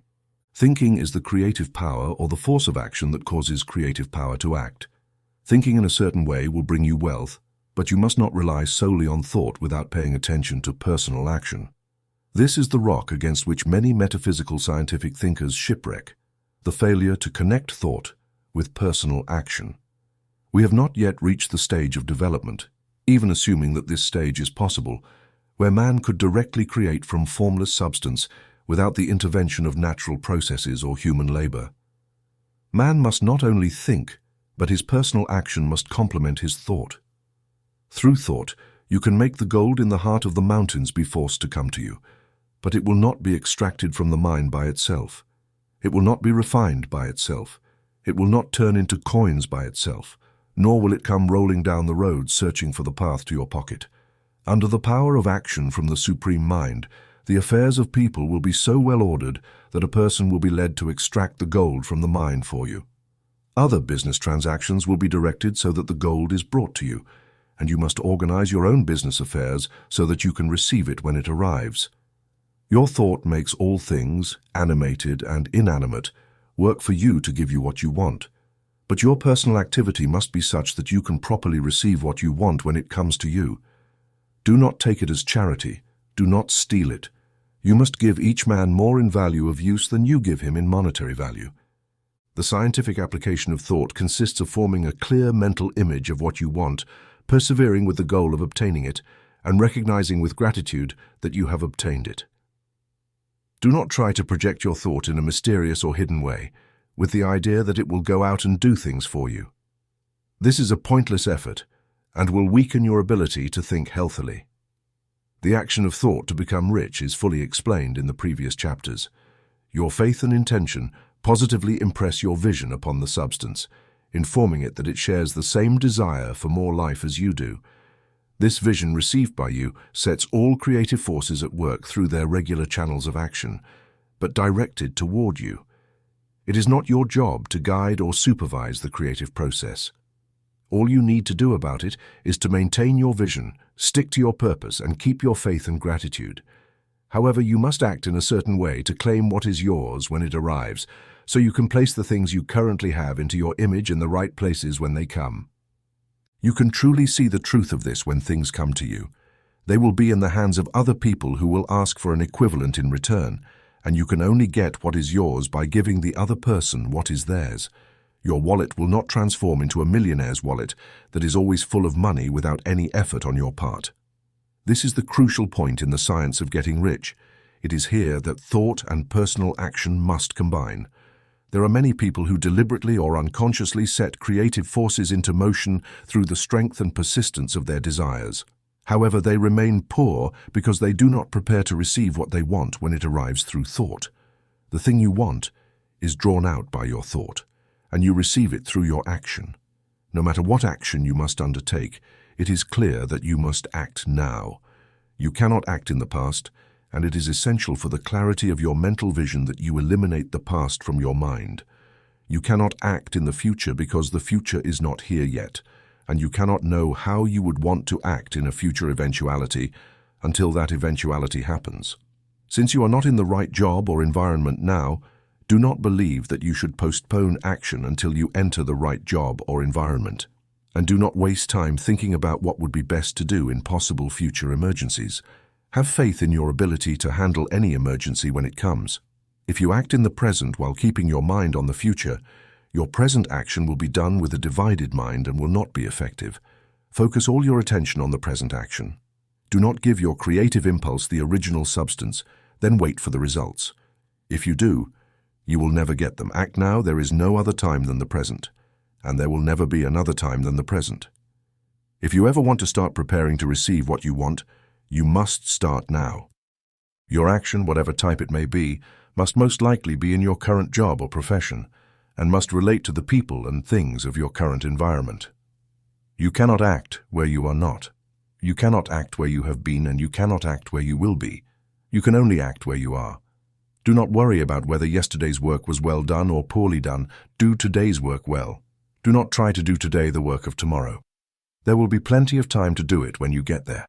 Do not try, through hidden or mystical means, to act on people or things that are beyond your reach. Do not wait for a change in your environment before acting. Cause a change in your environment through action. You can do this by acting on your current environment in a way that places you in a better environment. Keep total faith and a firm purpose in the vision of a better environment, but act on your current environment with all your heart, strength, and thought. Do not waste time daydreaming or building castles in the air. Keep the vision of what you want and act now. Do not go looking for something new to do or some strange, unusual, or remarkable action that might serve as the first step toward wealth. It is likely that your actions, at least for a while, will be the same as those you have been undertaking for some time. However, you are about to begin performing those actions in a way that will certainly make you rich. If you are engaged in a profession and feel that it is not the right one for you, do not wait to enter the right profession to begin acting. Do not become discouraged or retreat by complaining about being displaced. No man has ever been so displaced that he could not find the right place, and no man has ever been so engaged in the wrong profession that he could not enter the right one. Keep the vision of yourself in the right profession, with the intention of entering it, with faith that you will enter it, and that you are entering it. However, act in your current profession. Use your current profession as a means to obtain a better one, and use your current environment as a means to enter a better one. Your vision of the right profession, if maintained with faith and intention, will prompt the Supreme to bring the right profession closer to you. Your action, if performed in a certain way, will move you towards the right profession. If you are employed or a worker and think that you need to change your location to get what you want, do not project your thought into space and rely on it to get another job. It is likely that you will not succeed in this way. Keep the vision of the work you want while acting with faith and determination in the work you currently have, and you will then get the job you want. Your vision and your faith will set the creative force in motion to bring you what you desire, and your action will provoke the forces of your own environment to move toward the place where you want to be. In conclusion to this chapter, we add another statement to our framework. There is a thinking substance from which all things are made, and in its original state, it permeates, penetrates, and fills the interstices of the universe. A thought in this substance produces the thing imagined by the thought. The human being can form things in their mind, and by imprinting their thought upon the formless substance, can cause the creation of the thing they imagine. To do this, the human being must move from a competitive mind to a creative mind. They must form a clear mental image of the thing they want and keep this image in their thoughts with the firm intention of achieving what they desire and with unwavering faith that they will receive what they desire. They must close their mind to anything that might shake their goal, obscure their vision, or extinguish their faith, so that they can receive what they want when it comes. They must act now on the people and things of their current environment. Chapter 12. Effective Action. You must use your thinking as explained in the previous chapters and begin to do what you can do where you are currently, and you must do everything you can do where you are. You can only progress if you are greater than your current position, and no one is greater than their current position. If you neglect a task from this position, the world moves forward thanks to those who fill their current positions better. Anyone who does not fully occupy their current position is a burden to society, government, commerce, and industry, and must be carried by others at a very high cost. The progress of the world is delayed only by those who do not properly fill the positions they occupy. They belong to an earlier time and to a lower stage or level of life, and their tendency is toward decline. No human society could progress if each individual was smaller than their position. Social evolution is guided by the law of physical and mental evolution. In the animal world, evolution is caused by excess life. When an organism has more life than can be expressed through the functions of its own level, it develops organs of a higher level, and a new species emerges.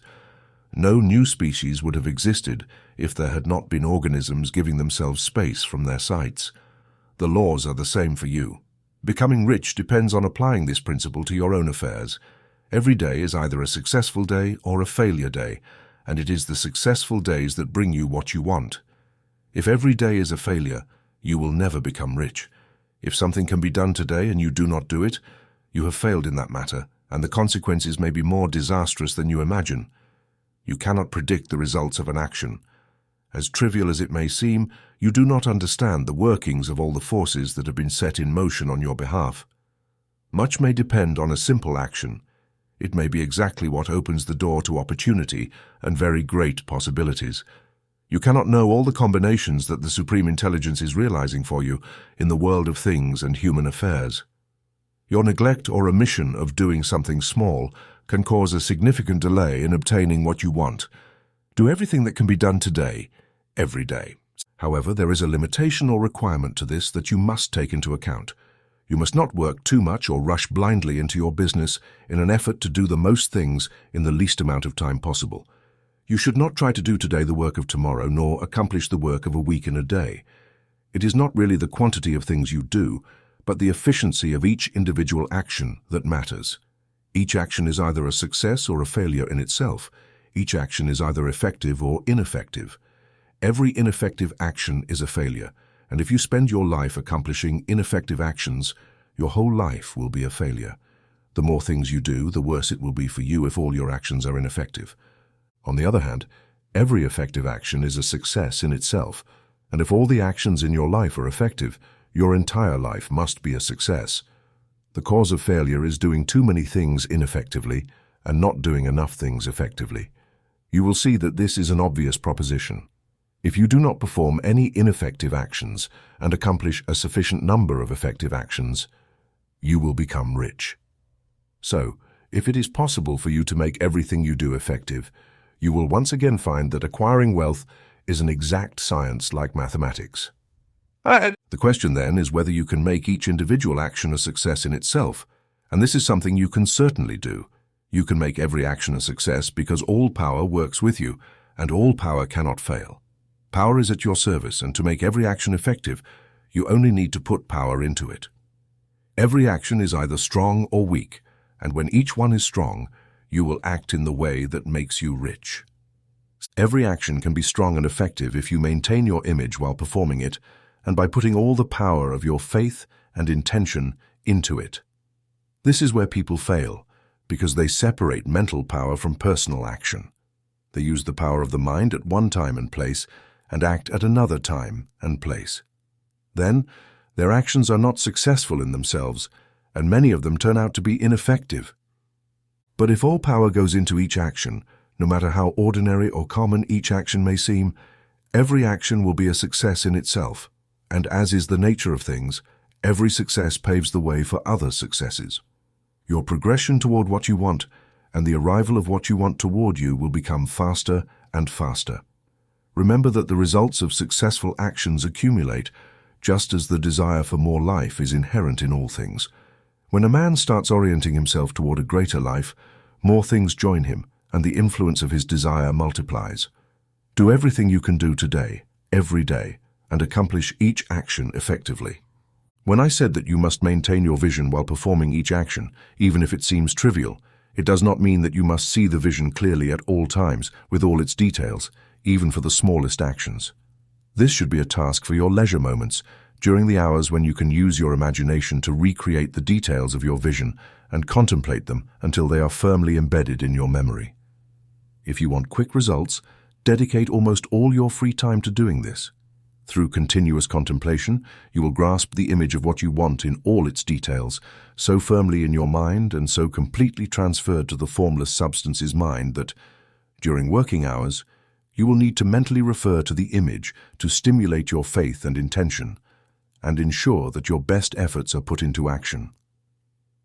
Contemplate the image during your leisure hours until your conscious mind is so soaked in it that you can perceive it instantly.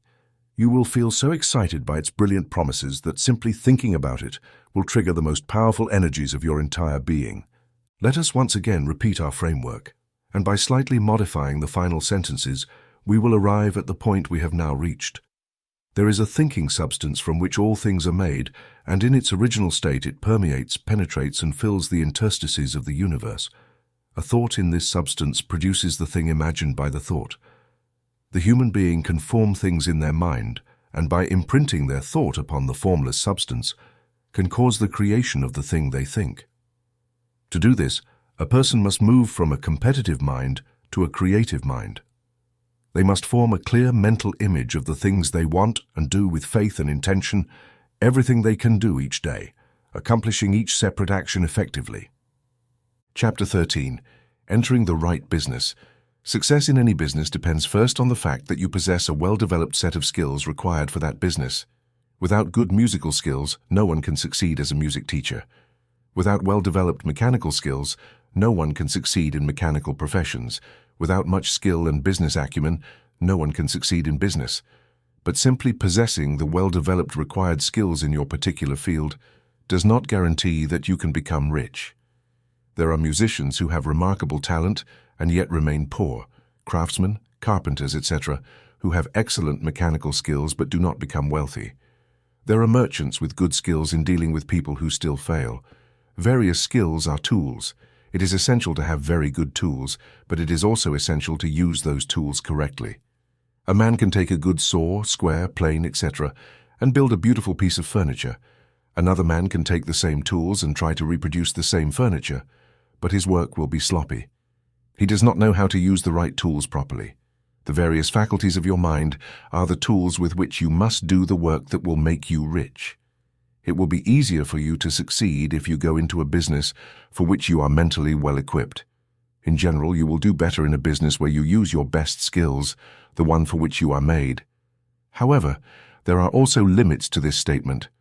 No man should consider his vocation as immutable and irrevocable, marked by the tendencies with which he was born.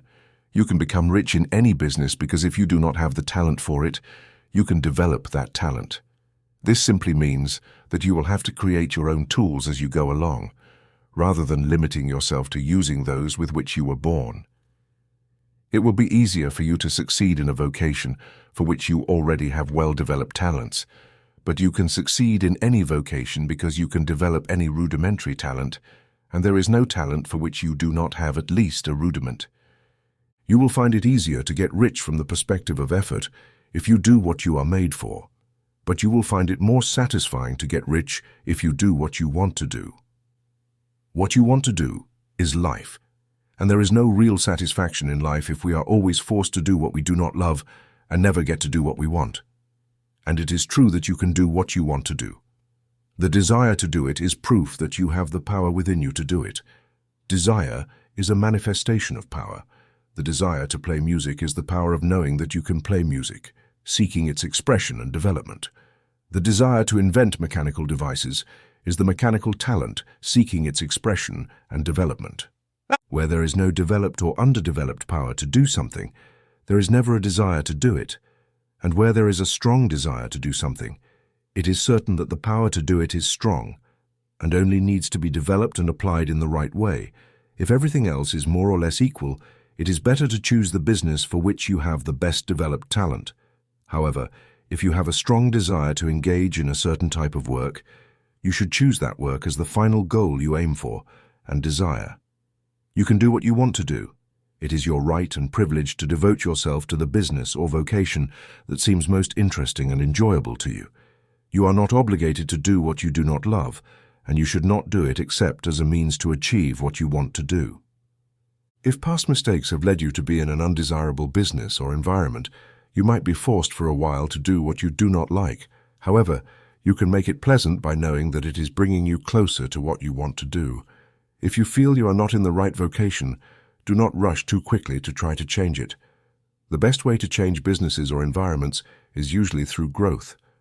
Do not fear making a sudden and radical change if the opportunity presents itself and you think, after careful consideration, that it is the right opportunity. However, do not make a sudden or radical decision if you have doubts about its appropriateness. There is never any rush in the creative realm, and there is no shortage of opportunities. When you move from the competitive mind, understand that you should never act hastily. No one is going to beat you to what you want to do.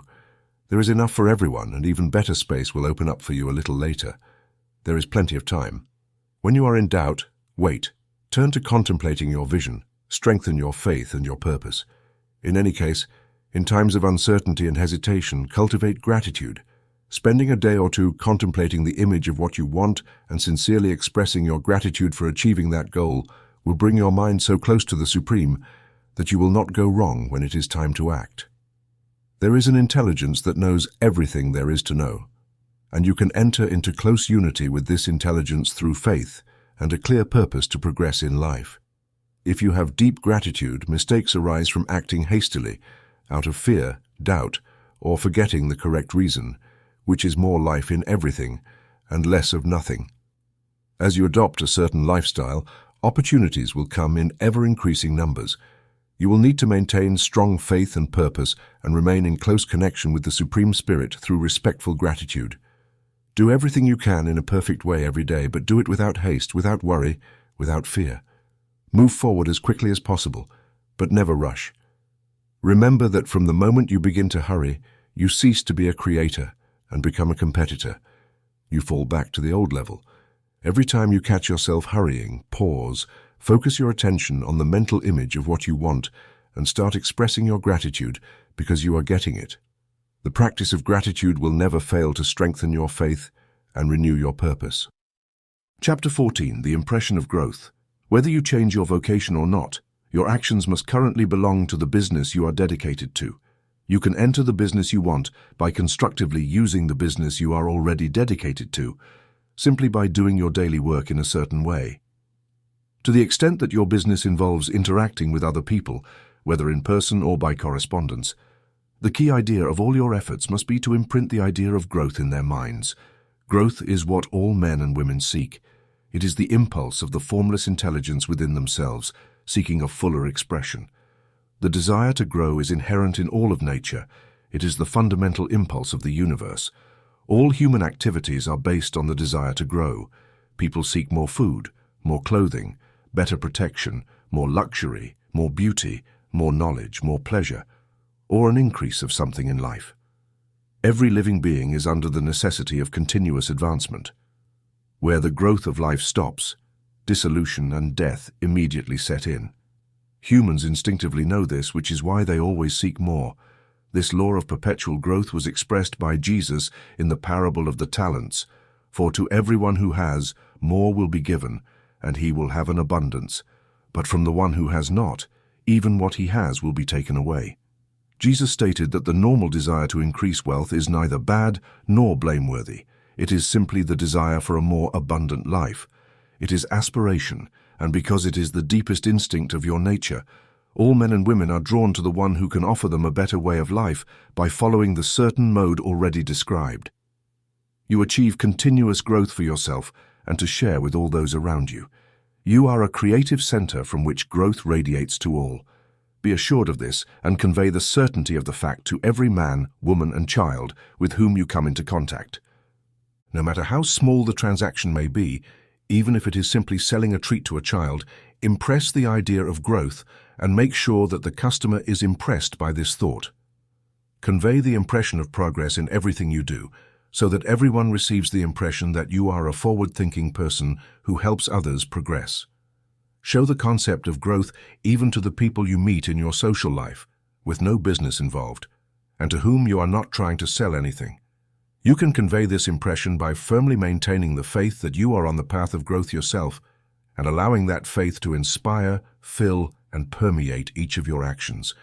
Do everything you do with the firm conviction that you are a forward-thinking personality who is helping others move forward. Feel that you are becoming wealthy and that, by becoming so, you can help others become wealthy and bring benefits to all. Do not boast about your success, nor speak of it, and make sure that true faith is never presumptuous. When you encounter a presumptuous person, you will find someone who is secretly doubtful and fearful. Simply feel the faith and let it flow through every transaction. Let each action, tone of voice, and appearance express the peaceful serenity that you are becoming wealthier, that you are already rich. Words will not be necessary to communicate this feeling to others. They will feel the growth in your presence and will be drawn to you. Again, you must impress others in such a way that they feel that by approaching you, they can grow. Be sure to offer them a greater use value than the cash value you receive from them. Show a sincere pride in doing so. Let everyone know this, and you will not have a shortage of clients. People will go where they receive an increase, and the Supreme, who desires total growth and knows all, will attract to you men and women who have never heard of you. Your business will grow rapidly, and you will be surprised by the unexpected benefits that come your way. Every day you will be able to form larger alliances, gain greater advantages, and move toward a more pleasant vocation if you desire. But while doing all of this, never lose sight of your vision of what you want, nor your faith and your purpose to reach your goals. Allow me to give you another warning here regarding certain motives. Be careful of the insidious temptation to seek power over other human beings. Nothing is as pleasant for partially developed and poorly trained minds as the exercise of power or domination over others. The desire to rule for selfish satisfaction has been the curse of the world for countless years.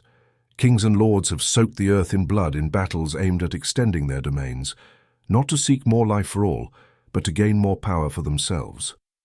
Today, the main motive in the industrial and business world is the same. Men command their armies of dollars, waste the lives and hearts of millions, and struggle with the same unhealthy ambition for power over others. Business kings, like political kings, are driven by the lust for power. Jesus saw in this desire for domination the impulse of the evil world that he sought to overthrow. Read Matthew 23, 5, 1, 2, and you will see how he imagines the lust of the Pharisees to be called masters, to sit in the highest seats, to dominate over others and impose burdens on the less fortunate. Notice how he compares this lust for domination with the brotherly pursuit of the common good to which he invites his disciples. Avoid the temptation to seek authority to become a master, to be regarded as someone superior, and to impress others by showing abundance. The spirit that seeks to dominate others is a competitive spirit, and the competitive spirit is not creative. To dominate your environment and your destiny, it is not necessary to dominate your neighbor. In reality, when you enter the world struggle to occupy the highest positions, you begin to be conquered by destiny and the environment. The idea of becoming wealthy becomes a matter of chance and speculation. Be careful of the competitive spirit. There is no better formulation of the principle of creative action than the favorite phrase of the old golden rule of John Toledo: "What I want for myself, I want also for everyone else." Chapter 15, The Person Who Moves Forward. Everything said in the previous chapter applies equally to the professional, the worker, and the office employee. It doesn't matter whether you are a doctor, teacher, or clerk. If you can increase the life of others and make them aware of this fact, they will be attracted to you, and you will prosper. The doctor who has a vision of himself as a great and successful healer and works towards the full realization of this vision with faith and purpose, as we have written in previous chapters, will come into such close contact with the source of life that he will be phenomenally successful, and patients will flock to him in crowds. No medical professional, regardless of the school to which they belong, has a greater chance of putting into practice the teachings of this book, for the principle of healing is common to all and can be attained by all. The man who advances in medicine, who has a clear mental image of himself as successful, and who obeys the laws of faith, purpose, and gratitude, will heal every curable case that comes to him, regardless of the medicine used. In the realm of religion, the world cries out for a cleric who can teach their listeners the true science of abundant life, one who masters the details of the science of becoming rich, associated with the allied sciences of well-being, greatness, and love, and who teaches all of this from the pulpit. This will always result in a flourishing congregation. This is the gospel the world needs. It will bring an increase of life, and people will listen to it with joy and support the preacher who delivers it. What we need now is a demonstration of the science of life from the pulpit. We want preachers who can not only tell us how to achieve it, but who can also show it in their own person. We need a preacher who is rich, healthy, great, and called to teach us how to achieve these things, and when he comes, he will find many ideal followers. The same can be said for the teacher who can inspire children with the faith and purpose of advancing life. You will never be without work, and any teacher who has this faith and purpose can transmit it to their students and cannot do otherwise than attract them if they are part of his own life and educational practice. What is true for the teacher, preacher, and doctor is also true for the lawyer, dentist, broker, insurance agent, and for all. The combined mental and personal action that I have described is infallible. It cannot fail. Every man and woman who follows these instructions regularly, with perseverance and to the letter, will become wealthy. The law of the enlargement of life operates with mathematical certainty, just like the law of gravity. Becoming rich is an exact science, and this applies to salaried employees as well. Do not think that you have no chance of becoming wealthy because you work where there is no visible opportunity for advancement, where wages are low and the cost of living is high. Form a clear mental vision of what you want and begin to act with faith and purpose. Do all the work you can do each day and do every task in a perfectly effective way. Put the power of success and your goal of wealth into everything you do, but don't do it simply with the idea of winning the favor of your employer, hoping that he or those above you will see your good work and promote you. It is unlikely that they will do so. Those who are simply good workers, doing their job in the best possible way according to their skills and being satisfied with that, are very valuable to their employer. Often the employer is not interested in promoting them because they are more valuable where they are. To ensure advancement, something more is needed than simply being too competent for your job. The person sure of progressing is the one who is too big for their position, who has a clear vision of what they want to be, knows they can become what they want to do, and has the determination to become what they want to be. Do not seek to do more than just hold your current position to please your boss. Do it with the idea of progressing yourself. Keep the faith and the goal of growth during work hours, after hours, and before work hours so that everyone you come into contact with, whether it's the foreman, a colleague, or anyone else, feels the strength of your intention, so that each person perceives the sense of progress and increase from you. People will be drawn to you. If there is no possibility of advancement in your current job, you will see that an opportunity to take another position will soon present itself. There is a power that never fails to present an opportunity to the person who progresses and moves with obedience to the law. God cannot help you unless you act in a certain way. He must do so to help himself. Nothing in your circumstances or in the industrial situation can affect you if you do not become wealthy working in a steel mill. You can become wealthy on a 10-acre farm or anywhere you wish to be. If you start to move in a certain way, you will quickly escape the gears of the steel mill and progress to the farm or the place where you wish to be. If several thousand of your colleagues take this path, the owners of the steel mill will quickly find themselves in a difficult situation. They will have to offer more opportunities to their workers or leave the business. No one is obligated to work for a specific company. Companies can maintain their staff in desperate conditions only as long as there are people too ignorant to know the science of wealth or too intellectually lazy to practice it. Adopt this way of thinking and acting, and both your faith and your goal will quickly reveal an opportunity to improve your condition. These opportunities will come quickly because the Supreme, who works in everything and works for you, will place them before you. Do not wait for an opportunity to become everything you want to be. When an opportunity to become more than you are now arises, and you feel drawn to it, seize it. This will be the first step toward an even greater opportunity. There is no such thing as a lack of opportunities for the person who lives their life in progress. It is inherent in the constitution of the cosmos that all things will be for them and work together for their good, and prosperity will manifest. This is interpreted and thought about in a certain way. Therefore, encourage men and women who live on wages to study this book very carefully and confidently engage in the type of action prescribed by the book. It will not fail. Chapter 16. Some Precautions and Final Conclusions. Many people will scoff at the idea that there is an exact science for becoming rich, arguing that the supply of wealth is limited. They will insist that social and governmental institutions must be changed before many people can acquire certain skills. But this is not true. It is true that existing governments keep the masses in poverty, and this is because the masses do not think and act in a certain way. If the masses begin to progress as suggested in this book, neither governments nor industrial systems will be able to stop them. All systems will have to be modified to accommodate the progress movement.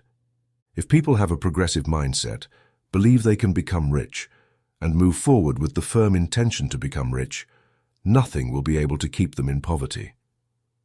Individuals can take the correct path at any time and under any government to become wealthy.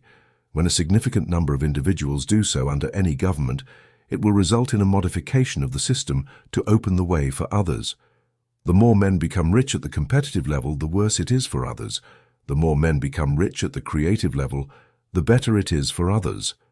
The economic salvation of the masses can only be achieved by persuading a large number of people to practice the scientific method of this book and become wealthy. They will show the way to others and inspire them with the desire for a true life, with the faith that it can be achieved, and with the goal of achieving it. For now, however, it is enough to know that neither the government under which you live nor the capitalist or competitive system of industry can prevent you from becoming wealthy when you enter the creative plan of thought. You will rise above all these things and become a citizen of another kingdom. But remember, your thinking must remain at the creative level. Never, for a moment, allow yourself to be deceived by those who say that supply is limited, or by those who want you to act at the competitive moral level. Whenever you fall into the old patterns of thinking, correct yourself instantly, for when you are in the competitive mind, you lose the cooperation of the universal mind. Do not waste time planning how you will face potential emergencies in the future unless it can affect your actions today. You must focus on doing your work today in a perfectly effective manner, not on potential emergencies that may arise tomorrow. You will deal with them when they present themselves. Do not complicate yourself with questions about how you will overcome obstacles that may arise on the horizon of your business, unless you can clearly see that your course must change today to avoid them. No matter how huge an obstacle may seem from afar, you will find that if you continue to act in a certain way, it will disappear as you approach it, or a path through it will appear, or a detour will present itself to avoid it. No possible combination of circumstances can defeat a man or woman who is committed to becoming wealthy by strictly scientific means. No man or woman who obeys the law can prevent you from becoming rich. No one can multiply 2 by 2 without eventually getting 4. Do not suffer from anxiety about potential disasters, obstacles, fears, or unfavorable circumstances. There will be plenty of time to deal with such things when they present themselves, and you will find that each difficulty carries within it the solution to overcome it. Be mindful of what you say. Never speak of yourself, your business, or anything else in a discouraged or discouraging manner. Never admit the possibility of failure, or speak in a way that suggests failure as a possibility. Never say that times are tough, or that business conditions are unclear. Times may be tough and business uncertain for those at the competitive level, but this can never be the case for you. You can create what you want, and you are above fear when others suffer from tough times and bad business. You will find your greatest opportunities when others encounter hard times. Train yourself to see the world as something that is transforming, growing, and consider what seems wrong as something that is still developing. Always speak in terms of progress, Failing to do so is denying your faith, and denying your faith means losing it. Never allow yourself to feel disappointed. You may expect to have something at a certain point and not get it as planned, and this may seem like failure. But if you maintain your faith, you will find that the failure is only apparent. Keep acting in a certain way, and if you do not get what you want, you will receive something far better. You will realize that what seemed like a failure is actually a great success.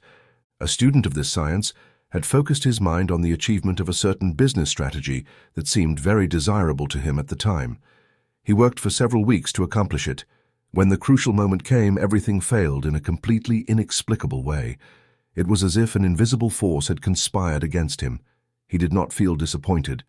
On the contrary, he thanked God that his wish had been cancelled. He remained with a grateful thought. A few weeks later, a much better opportunity, which he had not seen during the first approach, presented itself, and he realized that a mind greater than his own had prevented him from losing the greatest benefit by settling for the lesser one. This is how every apparent failure will be resolved for you if you maintain your faith, persist in your goal, feel gratitude, and do everything you can do each day, realizing each act separately and successfully. When you fail, it is because you did not ask for enough.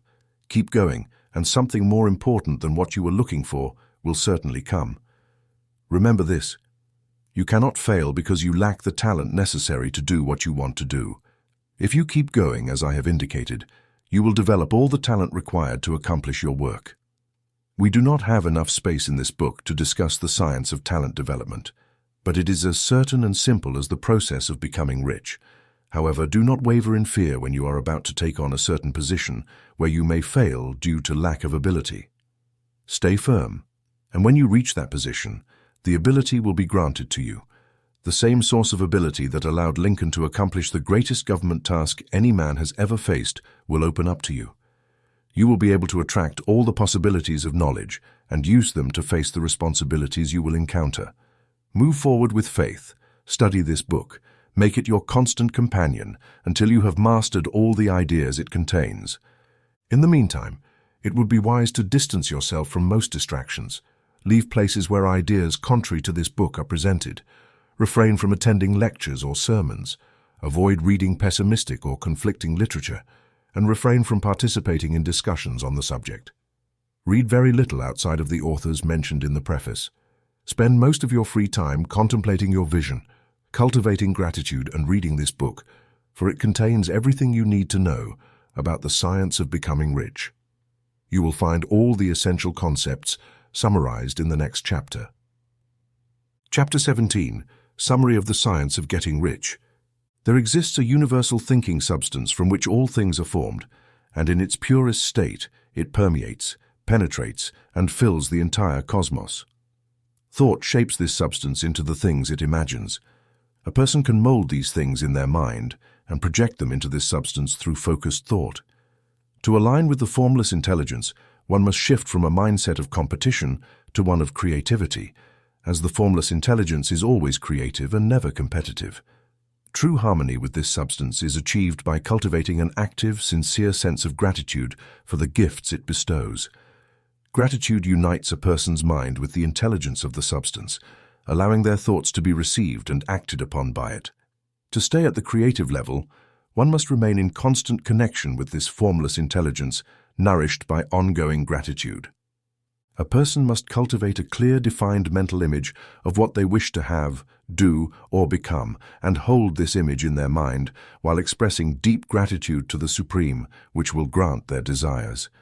Those who wish to attain wealth should dedicate their leisure time to contemplating their vision, offering sincere thanks for the reality that unfolds. By frequently contemplating this mental image, combined with unwavering faith and profound gratitude, the image becomes imprinted into the formless substance, setting the creative forces into motion. These creative energies flow through the natural channels of growth and the systems of industrial and social order. Everything that is part of your mental vision will inevitably come to you if you follow these steps. When it does, take action. This action should consist of filling your current position with abundant effort. Keep your focus on the goal of enriching yourself by manifesting your mental image, doing everything each day with precision. In every task, Ensure that your work provides greater value to others than the monetary reward you receive, making each transaction a source of more life. Maintain an outlook of progress, so that your impression of growth is communicated to everyone you encounter. Those who practice these principles will undoubtedly become wealthy, with the wealth they receive being directly proportional to the clarity of their vision, the firmness of their goal, the strength of their faith, and the depth of their gratitude.